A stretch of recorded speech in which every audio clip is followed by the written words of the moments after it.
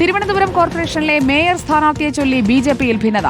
R ശ്രീലേഖയാണ് ഔദ്യോഗിക പക്ഷം പിന്തുണയ്ക്കുന്നത്. V രാജേഷിനെ മറുവിഭാഗവും ഉയർത്തിക്കാട്ടുന്നു.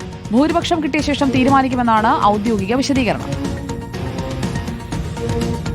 67-അംഗ സ്ഥാനാർത്ഥി പട്ടിക പ്രഖ്യാപിച്ചുകൊണ്ട് ബി.ജെ.പി തിരുവനന്തപുരം കോർപ്പറേഷനിൽ ആദ്യഘട്ട പ്രചാരണത്തിന് ഇറങ്ങിയിരിക്കുകയാണ്. കൊടുങ്ങാനൂർ വാർഡിൽ നിന്ന് മത്സരിക്കുന്നത് ബി.ജെ.പി സംസ്ഥാന സെക്രട്ടറിയും മുൻ ജില്ലാ അധ്യക്ഷനുമായിട്ടുള്ള വി രാജേഷാണ്. വി രാജേഷ് ഇപ്പോൾ നമ്മളോടൊപ്പം ഉണ്ട്. ആദ്യഘട്ട സ്ഥാനാർത്ഥി പട്ടികയിൽ സാധാരണ നിയമസഭാ തെരഞ്ഞെടുപ്പിനൊക്കെ കാണുന്ന തരത്തിലുള്ള ഒരു പകിട്ടുള്ള സ്ഥാനാർത്ഥി പട്ടികയാണ്. അതായത് പ്രമുഖരായിട്ടുള്ള ആളുകളെയൊക്കെ ഉൾപ്പെടുത്തിക്കൊണ്ട് സിറ്റിംഗ് കൗൺസിലർമാർ ഉണ്ടെങ്കിൽ പോലും മുൻ ഡി.ജി.പി അടക്കമുള്ളവരുടെ ഒരു പട്ടികയാണ്. ആ പട്ടികയെക്കുറിച്ച് എന്താ പറയുക? ഞങ്ങൾ സമൂഹത്തിന്റെ എല്ലാ വിഭാഗത്തിൽ നിന്നുള്ള ജനങ്ങളെയും അണിനിരത്തിയിട്ടുണ്ട്. പാർട്ടിക്ക് കോർപ്പറേഷനിലെ ഭരണം ലഭിക്കുന്ന സാഹചര്യത്തിൽ എല്ലാ മേഖലകളെയും സ്പർശിക്കുന്ന തരത്തിലുള്ള ഒരു വികസനം, അതോടൊപ്പം തന്നെ അഴിമതിരഹിത ഒരു ഭരണം, ഇത് മുന്നിൽ കണ്ടുകൊണ്ടാണ് ഞങ്ങൾ പട്ടികയ്ക്ക് രൂപം കൊടുത്തിരിക്കുന്നത്. സ്ഥാനാർത്ഥികളൊക്കെ വളരെ സജീവമായി, ഫീൽഡിൽ വളരെ സജീവം, വളരെ സ്വീകാര്യതയോടെ മുന്നേറുകയാണ്. കഴിഞ്ഞ 35 സീറ്റുകൾ എന്ന് പറയുമ്പോൾ സ്വാഭാവികമായിട്ടും ഇത്തവണ സീറ്റ് വർദ്ധിപ്പിക്കുക മാത്രമല്ല ഭരണം പിടിക്കുക എന്നുള്ളത് കൂടിയായിരിക്കുമല്ലോ. അപ്പോൾ എങ്ങനെയാണ് ഇത്തവണ ഒരു പ്രതീക്ഷ? തീർച്ചയായിട്ടും ഭരണം ലഭിക്കും. കാരണം അതിനേക്കാളൊക്കെ കഴിഞ്ഞ തവണ തിരഞ്ഞെടുപ്പ് നടന്ന കോവിഡ് സാഹചര്യത്തിലാണല്ലോ. അതിനേക്കാളൊക്കെ തന്നെ വളരെ മികച്ച ഒരു അന്തരീക്ഷമാണ്. തിരുവനന്തപുരത്ത് ഇതുവരെയും ഇല്ലാത്ത തരത്തിൽ കോർപ്പറേഷനെതിരെ ഒരു ജനവികാരം വന്നിട്ടുണ്ട്. ആര്യ രാജേന്ദ്രന്റെ നേതൃത്വത്തിലുള്ള അഴിമതി ഭരണം, ആ പാർട്ടിക്ക് തന്നെ വീണ്ടും ഭരണം തുടരാൻ അവസരം കൊടുത്താൽ ഈ കോർപ്പറേഷൻ തന്നെ ഉണ്ടാകില്ല. കോർപ്പറേഷന്റെ പ്രമാണം ഉൾപ്പെടെ അവർ കട്ടുകൊണ്ടു പോകും എന്നുള്ള ഒരു സാഹചര്യമുണ്ട്. തെരുവുനായ ശല്യം കാരണം ജനങ്ങൾക്ക് പുറത്തിറങ്ങാൻ നിവർത്തിയില്ല. വീട്ടിൽ നിന്ന് പുറത്തിറങ്ങുമ്പോൾ കുന്നുകണക്കിന് മാലിന്യമാണ്. അതോടൊപ്പം തന്നെ രാത്രികാലങ്ങളിൽ തെരുവുകളൊക്കെ പ്രകാശിക്കുന്നില്ല. ഇങ്ങനെ ഒരുപാട് പ്രശ്നങ്ങളുണ്ട്. ഈ പ്രശ്നങ്ങളുടെ നടുവിൽ നിന്ന് മോചനം ലഭിക്കണമെങ്കിൽ ഭരണമാറ്റം ഉണ്ടാകണം. അത് കഴിഞ്ഞ 5 വർഷം മാതൃകാ പ്രതിപക്ഷമായി പ്രവർത്തിച്ച ബി.ജെ.പിയിലൂടെ ആകണമെന്ന് ജനങ്ങൾ ആഗ്രഹിക്കുന്നു. ഈ കഴിഞ്ഞ തവണ LDFിന്റെ ഒരു പ്രധാനപ്പെട്ട പ്രചരണ ആയുധം എന്ന് പറയുന്നത് അവർ യുവത്വത്തിന് കൂടുതൽ അവർക്ക് കൂടുതൽ പട്ടികയിൽ ഉൾപ്പെടുത്തി എന്നുള്ളതാണ്. ഇത്തവണയും ഒരു 30 വയസ്സിന് താഴെയുള്ള ഒരു 12 പേരെ അവർ രംഗത്തേക്ക് ഇറക്കുന്നുണ്ട്. അത് ഏതെങ്കിലും രീതിയിൽ തെരഞ്ഞെടുപ്പിൽ പ്രതിഫലിക്കുന്നു വരുന്നു? അതെ, അത് പ്രതിഫലിച്ചാണല്ലോ ഒരു യുവത്വത്തെ ഇപ്പൊ വീട്ടിലിരുത്തിയിരിക്കുന്നത്. എവിടെ പോയി? ലോകത്തിൽ ആദ്യത്തെ യുവത്വം അത്ഭുതം എന്നൊക്കെ പറഞ്ഞ് കൊണ്ടുവന്ന മേയർ ആര്യ രാജേന്ദ്രനെ ഈ തെരഞ്ഞെടുപ്പ് നടക്കുമ്പോൾ താങ്കൾ പോയി വീട്ടിലിരുന്നോളൂ, താങ്കളുടെ പേര് പോലും പൊതുസമൂഹത്തിൽ ചർച്ച ചെയ്യാൻ ഞങ്ങൾ ഭയക്കുന്നു എന്ന് CPM പറയുന്നുവെങ്കിൽ CPMന്റെ ഇപ്പൊ യുവാവ് വരുന്നോ കുറച്ച് മുതിർന്നവർ വരുന്നു എന്നുള്ളതല്ല, ഒരു ഭരിക്കുന്ന പാർട്ടിയുടെ നയമാണ്. CPMന്റെ നയം തിരുവനന്തപുരം കോർപ്പറേഷൻ ഒരു കറവപ്പശു ആയിക്കൊണ്ട് എല്ലാ ഭാഗങ്ങളിൽ നിന്നും പണമുണ്ടാക്കുക എന്നുള്ളതാണ്. അത് ആര്യ രാജേന്ദ്രൻ ഭരിച്ചാലും, വി ശിവൻകുട്ടി ഭരിച്ചാലും, ചന്ദ്രിക ഭരിച്ചാലും, ചന്ദ്ര ഭരിച്ചാലും, പ്രശാന്ത് ഭരിച്ചാലും, ശ്രീകുമാർ ഭരിച്ചാലും, ജയൻബാബു ഭരിച്ചാലും CPM തിരുവനന്തപുരം കോർപ്പറേഷൻ ഒരു കറവപ്പശു ആക്കിയാണ് മുന്നോട്ട് കൊണ്ടുപോകുന്നത്. അതുകൊണ്ട് തന്നെ യുവത്വം വന്നോ മുതിർന്നവർ എന്നുള്ള അല്ല പ്രശ്നം, CPMന്റെ ഭരണം ഇവിടെ അവസാനിക്കണം. സാധാരണ ഒരു പതിവില്ല എങ്കിലും ചോദിക്കുകയാണ്, മേയർ സ്ഥാനാർത്ഥി ഉണ്ടോ? അത്തരത്തിലുള്ള കാര്യങ്ങളൊക്കെ തന്നെ തെരഞ്ഞെടുപ്പ് കഴിഞ്ഞ് ഞങ്ങൾക്ക് ഭൂരിപക്ഷം ലഭിച്ചതിന് ശേഷം മാത്രമേ ചർച്ച ആരംഭിക്കൂ. വീഡിയോ ജേർണലിസ്റ്റ് സച്ചിനൊപ്പം reporter Harimohan, in reporter Thiruvananthapuram. ബി.ജെ.പിയുടെ ആദ്യഘട്ട സ്ഥാനാർത്ഥി പട്ടിക പ്രഖ്യാപിച്ചപ്പോൾ ഏറ്റവും അധികം ചർച്ചയാവുന്ന പേര് മുൻ DGP ആർ ശ്രീലേഖയുടേതാണ്. ഇപ്പോൾ ശാസ്തമംഗലം വാർഡിൽ പ്രചാരണം തുടങ്ങിയിരിക്കുകയാണ്. മുൻ DGP അവർ നമ്മളോടൊപ്പം ചേരുന്നുണ്ട്. ഇത്ര കാലവും തെരഞ്ഞെടുപ്പ് പ്രചാരണത്തിലൊന്നും അങ്ങനെ പങ്കെടുത്തിട്ടില്ല, അല്ലെങ്കിൽ ഒരു സ്ഥാനാർത്ഥിയായിട്ട് തന്നെ നേരിട്ട് പ്രചാരണ രംഗത്തേക്ക് ഇറങ്ങുകയാണ്. എങ്ങനെയുണ്ട് ഒരു ഫീൽ ആദ്യത്തെ? വളരെ ഉത്സാഹം തോന്നുന്നുണ്ട്, നല്ല ഊർജം തോന്നുന്നു. പ്രചാരണത്തിൽ ഇറങ്ങുമ്പോൾ യുവത്വമാണ്, എപ്പോഴും യുവത്വമാണ്.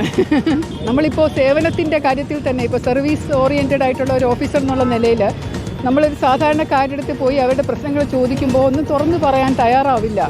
ഒരു യൂണിഫോം ഇട്ട ഓഫീസറല്ലേ, എങ്ങനെ എടുക്കും എന്നൊക്കെയുള്ള പേടിയുണ്ടാവും. പക്ഷേ ഒരു രാഷ്ട്രീയത്തിൽ അതില്ലല്ലോ, എല്ലാവർക്കും എന്തും തുറന്നു പറയാം. അത്രയും ഒരു സ്വീകാര്യത രാഷ്ട്രീയക്കാർക്ക് കിട്ടുന്നുണ്ട്. ഒരു മേയർ സ്ഥാനാർത്ഥിയായി ഉയർത്തി കാണിക്കുന്നുണ്ട് പല ആളുകളും. അതിനെക്കുറിച്ച് എന്താ പറയാ? അത് അവരുടെ കാര്യമാണ്. പക്ഷേ നമ്മളിപ്പോൾ എൻ്റെ ഉദ്ദേശം എന്ന് പറയുന്നത് ഈ വാർഡ് വിജയിക്കുക, ഒരു കൗൺസിലറായിട്ട് നിന്ന് വിജയിക്കുക, എൻ്റെ കൂടെ നിൽക്കുന്ന സകല BJP പ്രവർത്തകരും വിജയിച്ച് വരിക എന്നത് മാത്രമാണ് പ്രധാനം. Corporation BJP ഭരിക്കണം, പിടിച്ചെടുക്കണം. കഴിഞ്ഞ 5 വർഷത്തെ കോർപ്പറേഷൻ ഭരണം എങ്ങനെ കാണുന്നു? വളരെ മോശമല്ലായിരുന്നു, വളരെ മോശം. ഇല്ലാതെ നടക്കാത്ത ഒരു പൊങ്കാലയുടെ പേരിൽ കോടിക്കണക്കിന് രൂപ ചവറ് മാറ്റാൻ എന്ന് പറഞ്ഞ് എഴുതിയെടുത്തു. ഇവിടെ ഉണ്ടായിരുന്ന പല സ്ഥലങ്ങളിലും വികസനം എന്ന് പറഞ്ഞ് കോടിക്കണക്കിന് രൂപ ചിലവാക്കിയിട്ട് അവിടെ അഴുക്കും മാലിന്യവും നിറഞ്ഞു കിടക്കുന്നു. ഇവിടെയുള്ള ഒന്നും നന്നാക്കിയിട്ടില്ല. തമ്പാനൂര് വെള്ളക്കെട്ട് ശരിയാക്കിയിട്ടില്ല, ജനങ്ങളുടെ കുടിവെള്ള പ്രശ്നം ശരിയാക്കിയിട്ടില്ല, ഒന്നും ശരിയാക്കിയിട്ടില്ല. അപ്പോൾ അതൊക്കെ വെച്ച് നോക്കുമ്പോൾ ജനങ്ങളും അടുത്തു. ഇനിയിപ്പോൾ BJPയുടെ ഒരു ഭരണം അവർ ആഗ്രഹിക്കുന്നുണ്ട് എന്ന് തന്നെയാണ് വിശ്വാസം. ഇന്നലെ സ്ഥാനാർത്ഥി പ്രഖ്യാപനം കഴിഞ്ഞതേ ഉള്ളൂ, 2 ദിവസം പിന്നിട്ടിട്ടേ ഉള്ളൂ. അപ്പോഴേക്കും ആരോപണങ്ങൾ വന്നു തുടങ്ങി. പ്രത്യേകിച്ച് കോൺഗ്രസിന്റെ ഭാഗത്തു നിന്നൊക്കെ തന്നെ ഉയരുന്ന ഒരു ആരോപണം എന്ന് പറയുന്നത് ആറ്റുകാൽ ക്ഷേത്രത്തിൽ നടന്ന കുത്തിയോട്ടവുമായി ബന്ധപ്പെട്ടുകൊണ്ടാണ്. അപ്പോൾ അന്നൊക്കെ ഉദ്യോഗസ്ഥ പദവിയിലിരിക്കുന്ന വ്യക്തി കൂടിയായിരുന്നു. അതിലെന്താ ഒരു മറുപടി അവർക്ക് നൽകാനുള്ളത്, അല്ലെങ്കിൽ അതിലൊരു വിശദീകരണം എന്താണ്? എനിക്കൊരു മറുപടിയും ആർക്ക് വേണ്ടിയിട്ടും നൽകാനില്ല. കാരണം പേടി തോന്നുന്നവർ ഇതുപോലെ ആരോപണങ്ങളും നുണകളും ഒരുപാട് പ്രചരിപ്പിക്കും. അവർക്കൊന്നും മറുപടി നൽകേണ്ട ആവശ്യമില്ല. ഞാൻ എൻ്റെ കർമ്മം എന്താണോ, കർത്തവ്യം എന്താണോ, ഇവിടെ എൻ്റെ പ്രവർത്തനം എങ്ങനെയാണോ മെച്ചപ്പെടുത്താനാവുക, എങ്ങനെയാണ് എനിക്കിവിടെ ജയിക്കാനാവുക, എൻ്റെ സുഹൃത്തുക്കൾക്ക്, സഹപ്രവർത്തകർക്കും പാർട്ടി പ്രവർത്തകർക്കും മറ്റ് സ്ഥലങ്ങളിൽ ജയിക്കാനാവുക, അത് മാത്രമേ ഉള്ളൂ ഉദ്ദേശം. വിവാദങ്ങൾക്ക് മറുപടി നൽകിയും ഒപ്പം തന്നെ കഴിഞ്ഞ 5 വർഷത്തെ കോർപ്പറേഷൻ ഭരണം ചൂണ്ടിക്കാണിച്ചുകൊണ്ടും കൂടിയാണ് മുൻ DGP ആയിട്ടുള്ള R. ശ്രീലേഖ ശാസ്തമംഗലം വാർഡിൽ പ്രചരണം തുടങ്ങിയിരിക്കുന്നത്. വീഡിയോ ജേർണലിസ്റ്റ് സച്ചിൻ ചന്ദ്രക്കൊപ്പം reporter Harimohan, in reporter, Thiruvananthapuram. Harimohan നമുക്കൊപ്പം. ഹരിമോഹൻ, ഈ രണ്ടുപേർക്കും മേയർ ആകണമെന്നുണ്ടെങ്കിൽ ആദ്യം കോർപ്പറേഷന്റെ ഭരണം കിട്ടണം. ആ ഭരണം കിട്ടണമെങ്കിൽ എല്ലാവരും ഒന്നിച്ച് മത്സരരംഗത്ത് നിൽക്കുകയും മാന്ത്രിക സംഖ്യയിലേക്ക് എത്തുകയും വേണം. ഇവിടെ രണ്ടുപേർക്കും ആകാൻ താല്പര്യമുണ്ട് എന്നത് അവരുടെ വാക്കുകളിൽ നിന്ന് തന്നെ ഹരിക്ക് സംസാരിക്കുമ്പോൾ വ്യക്തമല്ലേ? ഇതിൽ പാർട്ടി ഉയർത്തിക്കാട്ടുന്നത് ആരെയാണ്?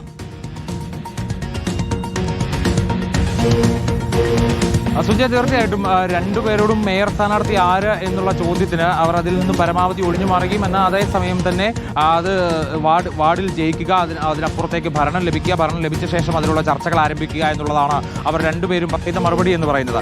ഇപ്പോൾ കഴിഞ്ഞ തവണത്തെ കാര്യം എടുത്തു കഴിഞ്ഞാൽ കഴിഞ്ഞ തവണ വനിതാ സംവരണമായിരുന്നു. ഭരണം കിട്ടിക്കഴിഞ്ഞാൽ സ്വാഭാവികമായിട്ടും ഒരു വനിതയെ തന്നെ BJPക്ക് അന്ന് മേയർ സ്ഥാനാർത്ഥിക്ക് ഉയർത്തി കാണിക്കേണ്ടി വരും. അതുകൊണ്ട് തന്നെയാണ് ജില്ലാ അധ്യക്ഷനായിട്ട് പോലും BV രാജേഷിനെ മേയർ സ്ഥാനാർത്ഥിയാക്കി ഉയർത്തി കാണിക്കാൻ കഴിയാതിരുന്നത്. പക്ഷേ തുടർന്ന് കഴിഞ്ഞ 5 വർഷവും ഈ കോർപ്പറേഷനിലുടനീളം നിറഞ്ഞു നിന്നുകൊണ്ട് BJPയുടെ എല്ലാ തരത്തിലുള്ള പ്രചരണങ്ങൾക്കും എല്ലാ തരത്തിലുള്ള സമരങ്ങൾക്കും മുന്നിൽ നിന്നിട്ടുള്ള ആളാണ് VV രാജേഷ്. അതുകൊണ്ട് തന്നെ ഇത്തവണ VV രാജേഷിനെ ഉയർത്തി കാണിക്കും. പ്രത്യേകിച്ച് വനിതാ സംവരണം ഇല്ലാത്തത് കൊണ്ട് തന്നെ VV രാജേഷിനെ